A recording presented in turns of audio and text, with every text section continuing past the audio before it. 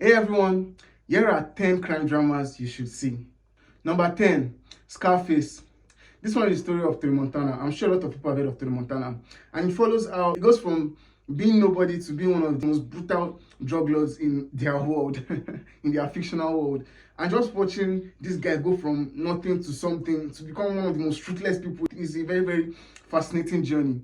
And Al Pacino's performance as Scarface is another thing that just levels up this film so much. Al Pacino just owns the character so much. You believe it's Tony Montana with his accent and his mannerisms. He just owns the character so well. And the story, I mean, who doesn't like a rags to riches story and from riches to rags back? And the story was just so well done. And honestly, I love this movie more than I thought I would. Number 9, The Departed. This one follows the story of two cops. One of them is an undercover cop that is infiltrating a mob, and the other one is a mob guy that is infiltrating the police force. That dynamic was just very, very fascinating to me. And the way the story is told, the way they went about telling the story was something that was magnificently done, honestly. Watching these two guys trying to find out who the rat is in each of their organization was something that was so enthralling to watch. And you as the audience, you just feel like part of the story when you know all the things that is going on, and just watching these characters piece the pieces together is just something that was so fun to watch. And man, this movie was so good. The film was directed by Martin Scorsese, and the man knocked it out of the park with this film. Number 8, The Dark Knight. This one is technically not a crime drama, it's more like action crime drama, but it should still be on this list. Of the Christopher Nolan's Batman trilogy, this one was honestly my favorite. Why? Because this one starred Heath Ledger as the Joker, and Heath Ledger's performance as the Joker was so good. His performance was honestly the best part of this film, but not the only best part of this film, because a lot of things worked very well with this film. Another thing that made me appreciate this film was that Batman in this film was much more interesting because of the villain. When the villain can make the hero much more interesting, I mean, that is just fantastic storytelling to me. And it's one of the things that made me love this movie so much. And just watching Batman go through trials and tribulations because of the Joker was another thing that was so fun to watch. This movie was so good. I remember watching this when I was so young, and it left a very big impact on me. This movie, you have to watch it if you've not seen it. Number 7, City of God. This one is a Brazilian film. I think this is the only Brazilian film I've seen, but man, it's honestly one of the best films I have ever seen. It follows a group of children that are raised in a violent world, in a world that is very violent. That's the best way I can put it. In a very violent world. And just seeing all these children, because most of them are children, some of them are more like teenagers, but most of them are children. Watching all these children in this violent world and kind of things that they do in this world was just so gut-wrenching to watch, but also it was fantastic storytelling. There's some images in this film that just haunts me. Just thinking back about the film, there are some images that are still haunting me that I saw in this film. But man, the storytelling, the characters, everything just works well with this film, and this film was honestly one of the best foreign films I've ever seen in my life. Number 6, The Irishman. This is another film directed by Martin Scorsese, and this film features actors like Joe Pesci, Al Pacino, and Robert De Niro. These guys are actors that have been acting for a very long time, acting when they were very young, and for them to come back in this film when they're all old, and to deliver performances that they delivered in this film was so amazing. The film follows mob hitman Frank Sheeran as he relieves all the things that he has done in his life. And the story of this film, watching the things that this man has done, watching this hitman in his prime was something that was so powerful to watch.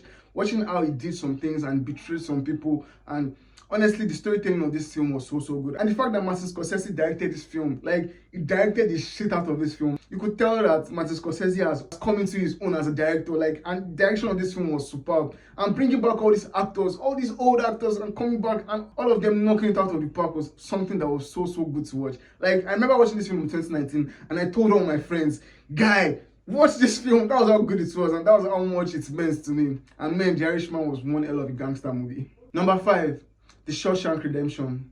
This film follows a man who is wrongfully convicted of a crime and is sent to the Shawshank prison.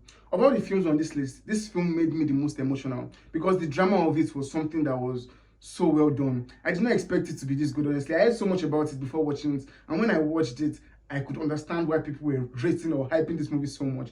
The drama was so well done. Performances from all the actors was another thing that just elevated the film. The characters that you do not like, they hit their performances so well. And the characters that you love also, they also hit their performances so well. And the twist of this film, there's a very big twist, or very popular twist in this film. And the twist, when the twist comes, wow, I was blown away by how good it was. This film was fantastic. Number 4, Joker.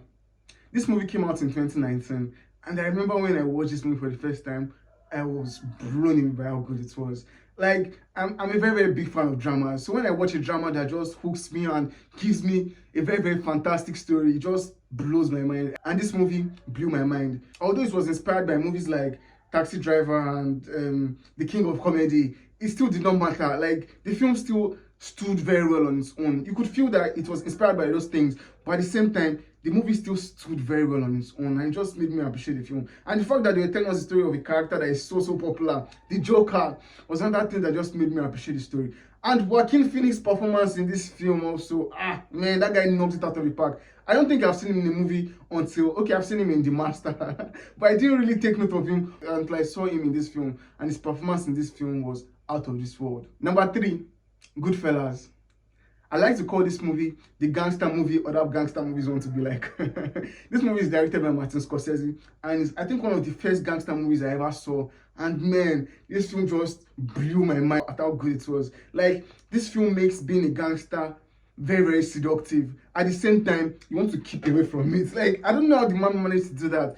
This thing is seducing, this lifestyle is seducing, but at the same time, you can see the downfall or the pitfalls of it, and you just want to just abstain from it. And that was just so well done. The characters and the storytelling around the film was another thing that just worked so well. And the film was directed by Martin Scorsese. Honestly, Martin Scorsese is one of the best crime dramas directors I've watched. Most of his films are always so good. He's not my favorite director, but man, I love watching his film so much because there's always so much substance in his film, and the direction of his film are always so good. If you've not seen Goodfellas, you definitely have to check it out. Number 2, Pulp Fiction. If you know me, you know how much I love Quentin Tarantino, and you know how much I love Pulp Fiction.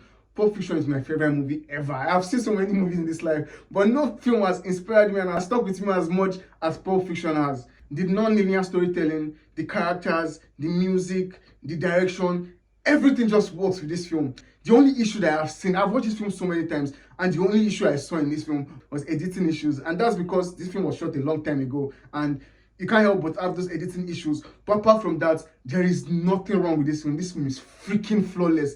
I have not watched any film that has stuck with me and has made me feel as good as this film made me feel. And if you've not seen Pulp Fiction, guy, you have to watch it, honestly. You have to watch it to understand what I'm talking about. Number 1, Reservoir Dogs. This is another film by Quentin Tarantino. I think this was the first film he ever made, or the first official film he made. And man, you will never ever know that this film was made from a first-time director. The story follows some criminals that are involved in a heist that goes wrong, and they just try to figure out what went wrong. And just watching all these characters, all these questionable characters, trying to find out what happened and what went wrong in the heist is something that makes this film so good. And the dialogue and the use of music, man, it goes without saying. Dialogue and music in Tarantino's film are always top-notch. And in this film, they did so well. And to think that this was the first film he ever made was something that just blows my mind. Like, this film was so good. I've watched it so many times, man. Like I've said, Quentin Tarantino is my favorite director. All his films I have watched are always so good to me. But this one, Reservoir Dogs, was just something so special. Like, it wasn't as special as Pulp Fiction, but it was also very special. And watching this film just made me appreciate and respect Quentin Tarantino so much. If you've not seen Reservoir Dogs, my guy, do yourself a favor and check it out. So those are 10 crime dramas you should see. What are other crime dramas you think should have been on this list? Comment below and let me know. And if you like this video, please like, share, and follow me for more contents like this. Thank you for sticking out to this time. See you in the next video. Cheers.